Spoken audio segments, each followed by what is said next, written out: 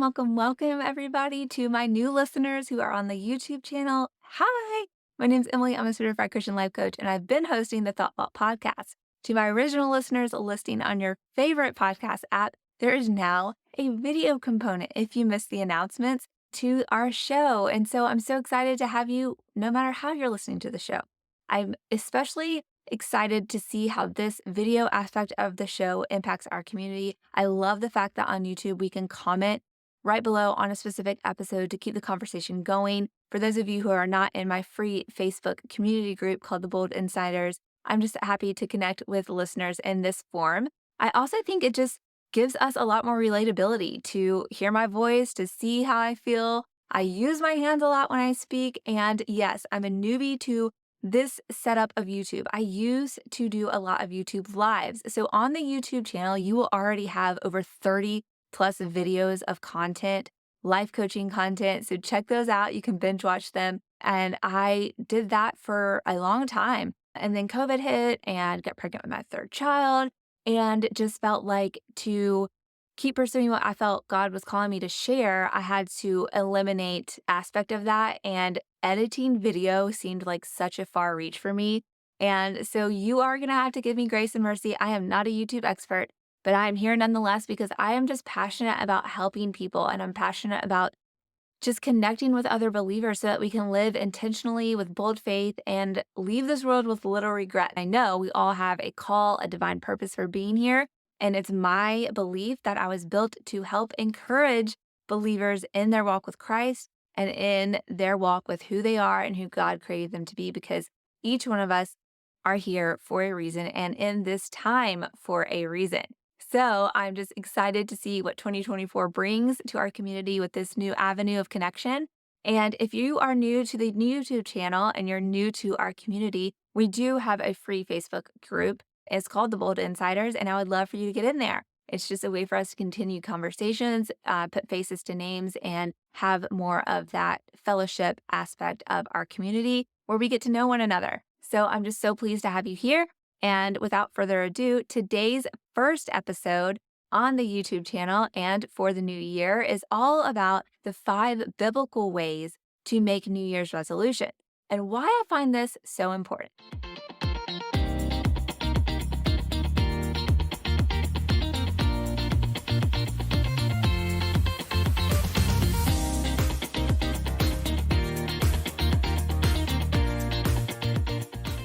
Adjusting our New Year's resolutions to have biblical principles is the key to them being successful.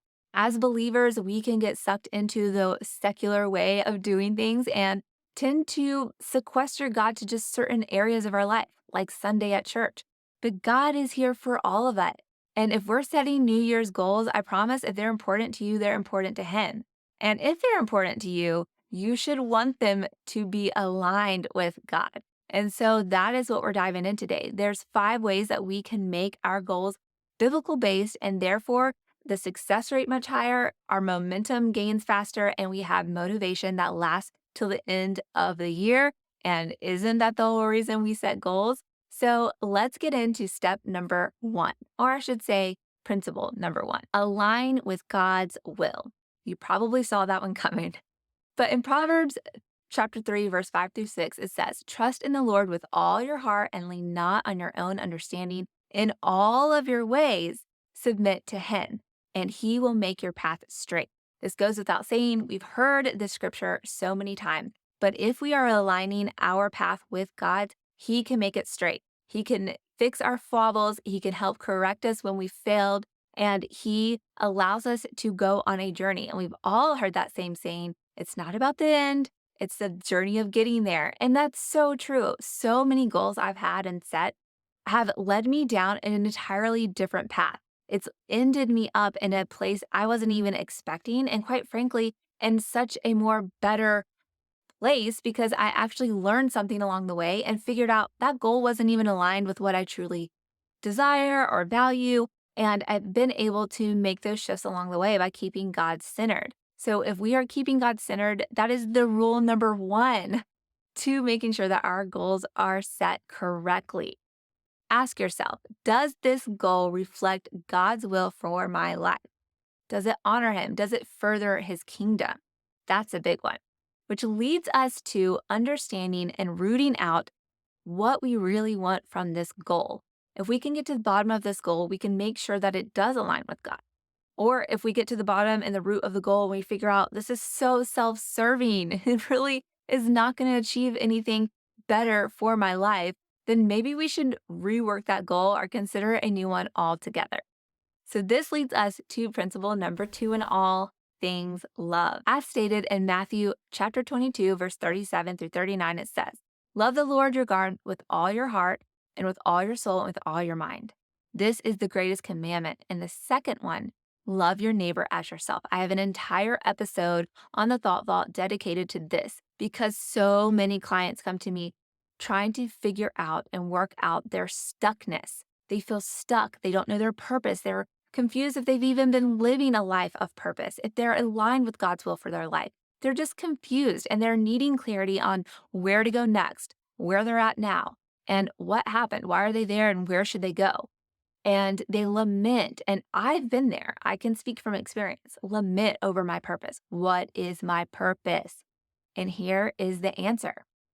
Jesus gives it to us right here in the book of Matthew. We are first to love God with all our heart, and then we're to love others as we love ourselves, which means we have to love ourselves. We have to take care of ourselves, and we would do unto others as we do unto ourselves. We know that good rule of thumb, right? So I want to challenge you to consider, what is this goal accomplishing in your love for other people? What is it accomplishing in your love for the Lord? And how is it helping you love yourself more? It seems counterintuitive because when we set a New Year's resolution, usually it is very self-serving. And the only consideration we have is, how's this going to make my life better or get me to where I want to be? So if we reorient that question and first ask, how are we loving God with this goal? It really helps us have a perspective of biblical proportion, which helps us to have an understanding of the momentum for this goal. If we are aligned with God's will from number 1, and number 2, this is helping us love God more, what could really stop us from accomplishing this goal or to continue wanting to work on it? If it's improving our love for the Lord, if it's improving our love for others, and it's improving the love for ourselves, I would say that's pretty foolproof. I love when I ask this question to my clients when we are first getting together and figuring out our game plan and what we're setting to accomplish as we work together. And when we get to this question, it's interesting to see how the goal shifts and it becomes more of a just drive, a purpose, another calling, if you will. And it takes a life of its own. It has something outside of just your own need. It's just like the saying, it's better to give than receive. When we're giving love and we're giving ourselves to something, we are given so much in return by coming from a place of giving rather than receiving. So if we are setting New Year's resolutions, I really challenge you to consider, how is this giving more of yourself instead of just consuming more for yourself? You see the difference? Sometimes it's easy to believe that a goal doesn't apply to God or this is outside of God. He doesn't really care if I lose 20 pounds. But here is what I want you to understand. Let's bridge that gap. Because if you lose 20 pounds, if you figure out the root that you want to lose 20 pounds is so that you have more energy because you're really excited about the women's ministry at your church, or you know that there's a local nonprofit, homeless shelter, food bank that needs extra support, but you are too down and out and tired, how are you serving that out? If you're losing that 20 pounds, the root of that is because you want to be out in your community more, or maybe you want to just be able to play with your kids more. Very important. Those relationships matter in our lives. To say that losing 20 pounds is outside of what God's concerned about is such a lie from Satan. And that is the first roadblock in you accomplishing that goal. But if you understand that the root of wanting to lose the 20 pounds is this value add to not only yourself, but God's kingdom and others, man, your motivation is going to skyrocket and it's going to be much more of a driving force to help you understand, like, this is so much bigger than me and it truly does matter because you do matter. And your efforts and your energy and your time spent on this earth should be spent in according to God's will. And that means it's for a mighty purpose. And the ripple effects of that, you may not even see. They may go so far you may not even see in your lifetime. It's very exciting to think about. So don't think that God wouldn't care about something or that particular goal doesn't apply to these principles. Remember, the title of this video is 5 ways to make your goals biblical to actually accomplish these New Year resolutions. These aren't just fly by the night ways to help you, they are going to help you accomplish and make change in your life. So, this is leading to number 3, which is pursue growth.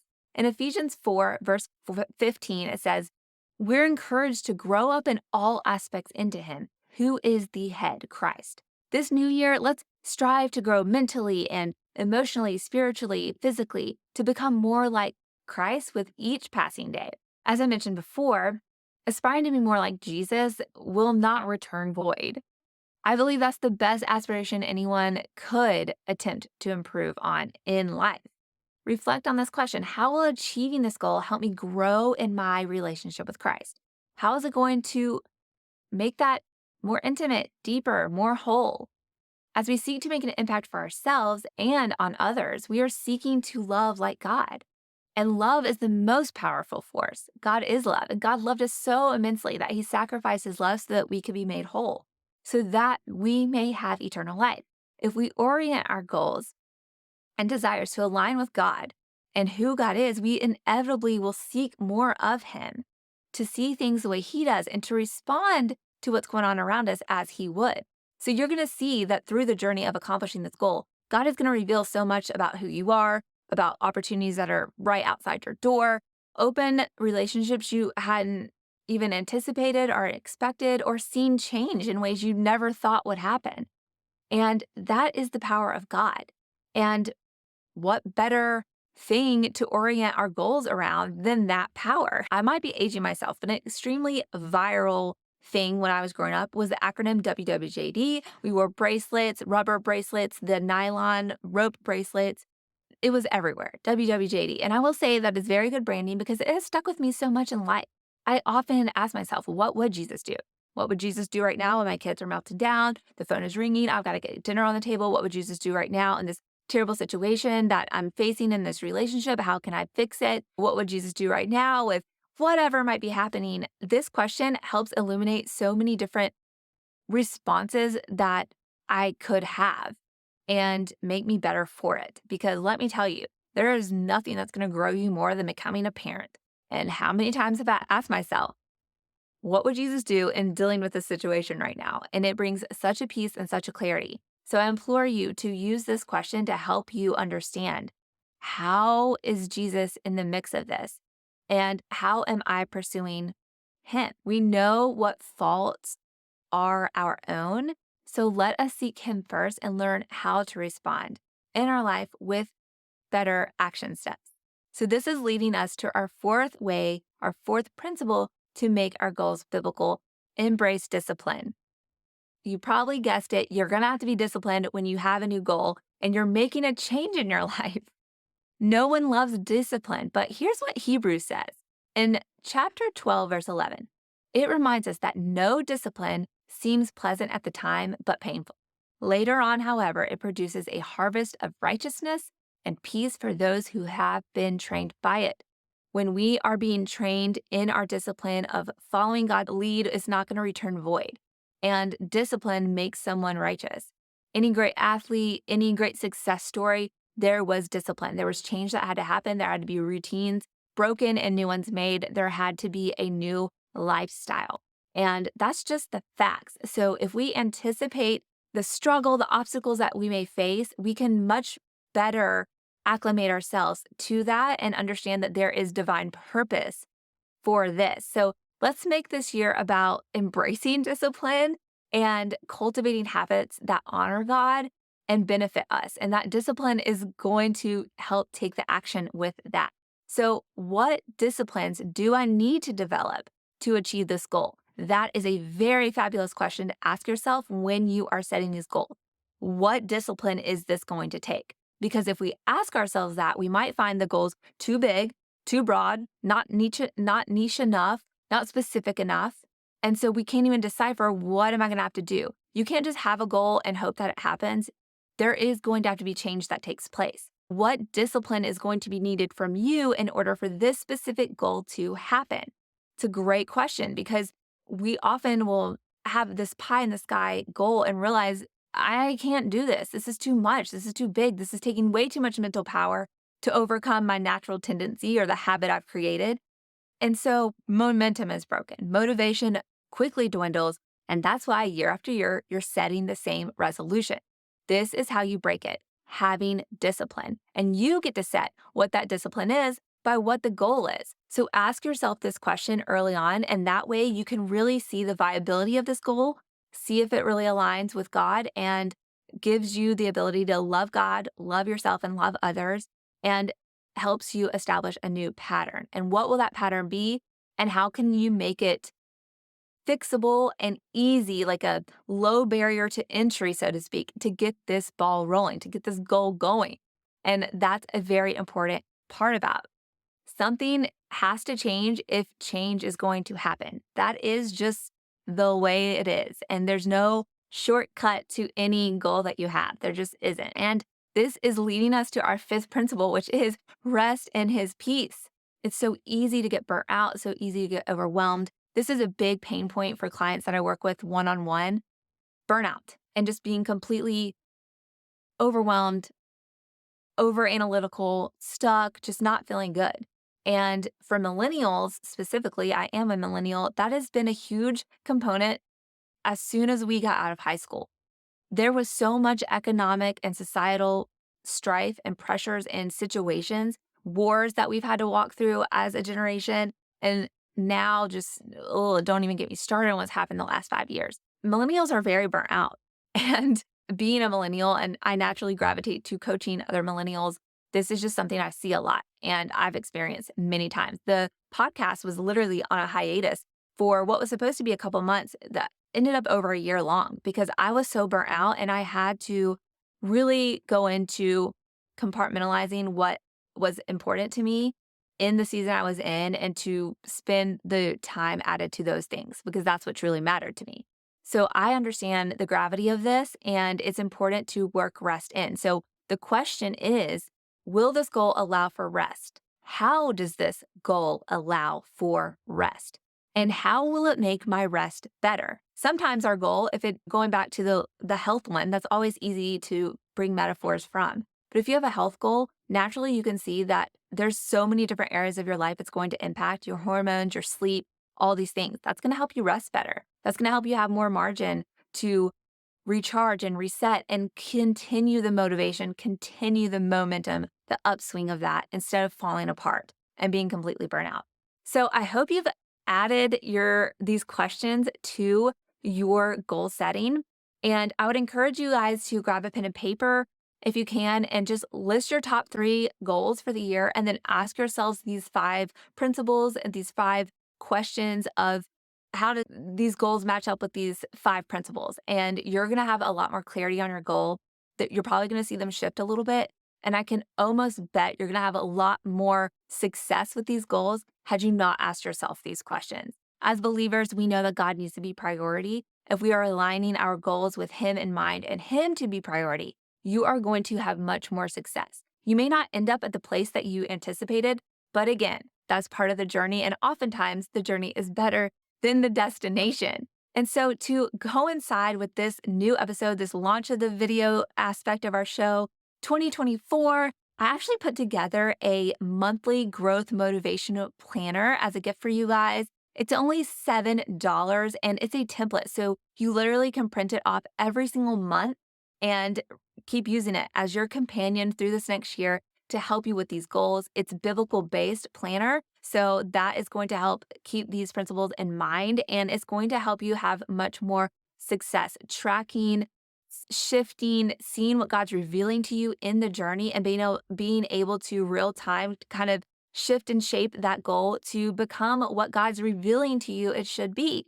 And I'm super excited to offer this to you guys. If you are new here, I have a private Facebook community group as a way for us to connect more, to have face-to-face interaction, put faces to names, and just build a community of like-minded believers that just are very passionate about having a bold faith and an intentional life. And who doesn't want that? So please click the link to get into that Facebook group, and you can grab that planner through a link in there or just simply in the show notes of this episode. grab the planner to be your companion. It is robust. I've spent a lot of time making it, and I know it's really going to help solidify what we've talked about here and going forward for the next year. Again, you can print it out if you want. You can download it into GoodNotes, your favorite note taking app on whatever device you have, and you can have it with you to easily help track and keep you on track to having faith based aligned goals for this new year. I cannot wait to see what happens from these new